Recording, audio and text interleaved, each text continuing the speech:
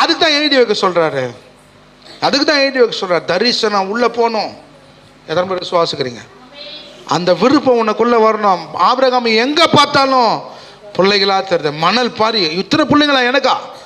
ஒன்றுக்கே வழி இல்லை ஆண்டவரே. ஆனால் ஆண்டவர் சொல்லியிருக்கார் விருப்பம். ஐயோ இத்தனை நட்சத்திரமா பிள்ளைகளா? விருப்பம். விருப்பத்தையும் செய்க நமக்குள்ளே உண்டாக்குறாரு, உருவாக்குறாரு. நான் ஒன்று தீர்க்கதரிசனமாக சொல்லட்டுமா?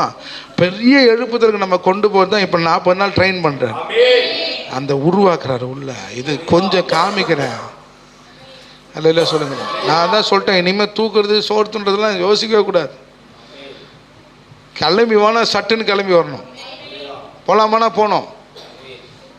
எங்கே பாஸ்டர் போகிறோம்? அது எங்கன்னா போவோம்.